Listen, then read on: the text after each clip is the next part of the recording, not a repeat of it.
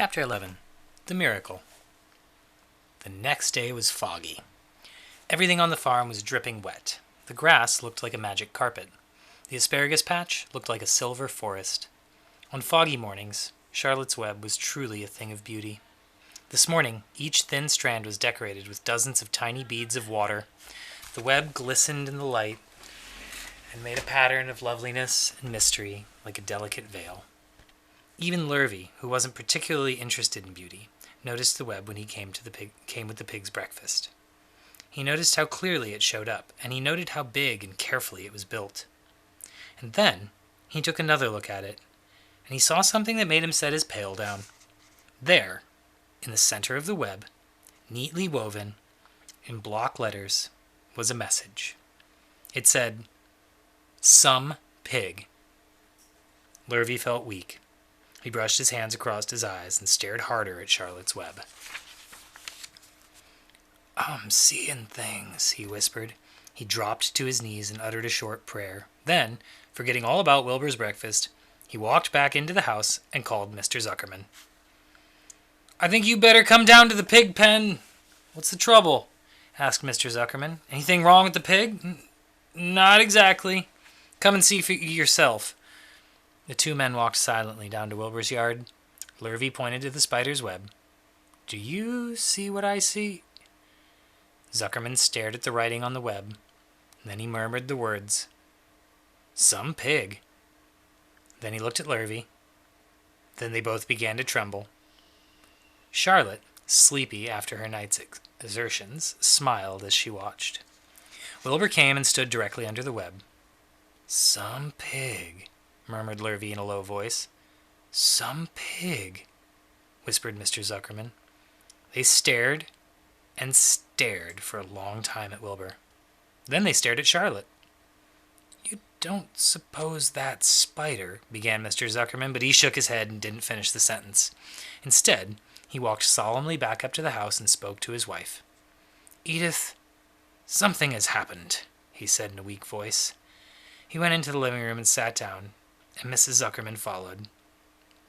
"I've got something to tell you, Edith. You'd better sit down." Mrs. Zuckerman sank into a chair. She looked pale and frightened. "Edith," he said, trying to keep his voice steady, "I think you had best be told that we have a very unusual pig." A look of complete bewilderment came over Miss Zuckerman's face. "Homer Zuckerman, what in the world are you talking about?" "This is a very serious thing, Edith," he replied. "Our pig is completely out of the ordinary." "What's unusual about the pig?" asked Mrs. Zuckerman, who was beginning to recover from her scare. "Well, I don't really know yet. But we have received a sign, Edith. A mysterious sign. A miracle has happened on this farm. There's a large spider's web in the doorway of the barn cellar right over the pig pen. When Lurvy went out to feed the pig this morning, he noticed the web. Because it was foggy, you know how a spider's web looks very distinct in the fog, and right bang in the middle of that web were the words, 'Some pig.' Words were woven right into the web. They were actually a part of the web, Edith. I know because I've just been down there and seen them. It says 'Some pig.' Just as clear can be. There's no mistake about it. A miracle has happened, and a sign has occurred here on Earth, right on our farm, and we have no ordinary pig." "Well," said Mrs. Zuckerman, "it seems to me you're a little off. It seems to me we have no ordinary spider." "Oh, no," said Zuckerman. "It's the pig that's unusual. It says so right in the middle of the web." "Maybe so," said Mrs. Zuckerman. "Just the same, I intend to have a look at that spider." "It's just a common gray spider," said Zuckerman. They got up, and together they walked down to Wilbur's yard. "You see, Edith, it's just a common spider." Wilbur was pleased to receive so much attention. Lurvy was still standing there. Mr. and Mrs. Zuckerman, all three, stood for about an hour reading the words on the web over and over and watching Wilbur. And Charlotte was delighted with the way her trick was working. She sat without moving a muscle and listened to the conversation of the people. When a small fly blundered into the web just beyond the word pig, Charlotte dropped down quickly, rolled up the fly, and carried it out of the way. After a while, the fog lifted, and the web dried off, and the words didn't show up so plainly. The Zuckermans and Lurvy walked back to the house, and just before they left the pig pen, Mr. Zuckerman took one last look at Wilbur. "You know," he said in an important voice, "I have thought all along that that pig of ours was an extra good one. He's a solid pig. That pig is as solid as they come." "You notice how solid he is around the shoulders, Lurvy?" Sure I do," said Lurvy. "Always noticed that pig. He's quite a pig. He's long and he's smooth." "That's right," agreed Lurvy. "He's as smooth as they come. He's some pig." When Mr. Zuckerman got back to the house, he took off his work clothes and put on his best suit. Then he got into his car, and he drove to the minister's house, and he stayed for an hour, and explained to the minister that a miracle had happened on that farm. "So far," said Zuckerman, "only 4 people on earth know about this miracle. Myself, my wife Edith, my hired man Lurvy, and you." "Don't tell anybody else," said the minister. "We don't know what it means yet, but perhaps if I give thought to it, I can explain it in my sermon next Sunday. There can be no doubt that you have the most unusual pig. I intend to speak about it in my sermon and point out the fact that this community has been visited with a wondrous animal. By the way, does the pig have a name?" "Why, yes," said Mr. Zuckerman. "My little niece calls him Wilbur. She's a rather queer child, full of notions. She raised the pig on a bottle, and I bought him from her when he was a month old." He shook hands with the minister and left.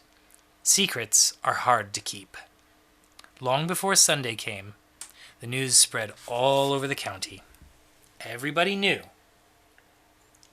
that a sign had appeared in a spider's web in the Zuckerman place. Everybody knew that the Zuckermans had a wondrous pig.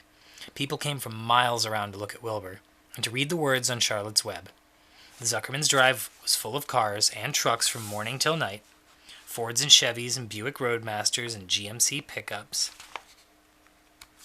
and Plymouths and Studebakers and Packards and DeSotos with gyromatic transmissions and Oldsmobiles with rocket engines and Jeep station wagons and Pontiacs. And the news of the wonderful pig spread clear up into the hills. The farmers came rattling down in their buggies and buckboards to stand hour after hour at Wilbur's pen, admiring the miraculous animal. All said they had never seen such a pig before in their lives. When Fern told her mother that Avery had tried to hit the Zuckerman's spider with a stick, Miss Arable was so shocked that she sent Avery to bed without any supper as punishment. In the days that followed, Mr. Zuckerman was so busy entertaining visitors that he neglected his farm work. He wore his good clothes all the time now. Got right into him when he got up in the morning. Mrs. Zuckerman prepared special meals for Wilbur. Lurvy shaved and got a haircut, and his principal farm duty was to feed the pig while people looked on. Mr. Zuckerman ordered Lurvy to increase Wilbur's feedings from 3 meals to 4 meals a day. The Zuckermans were so busy with visitors they forgot about the other things on their farm. The blackberries got ripe, and Mrs. Zuckerman failed to put any blackberry jam.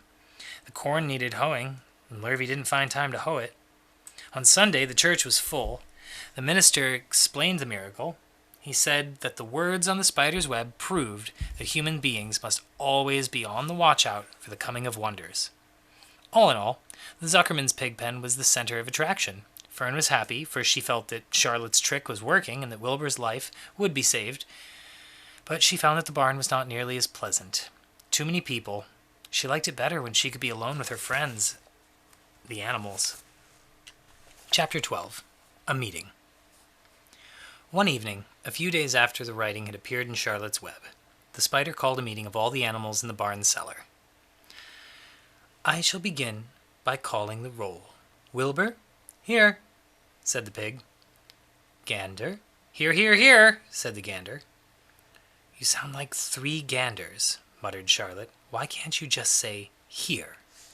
Why do you have to repeat everything?" "It's my idiosyncrasy," replied the gander.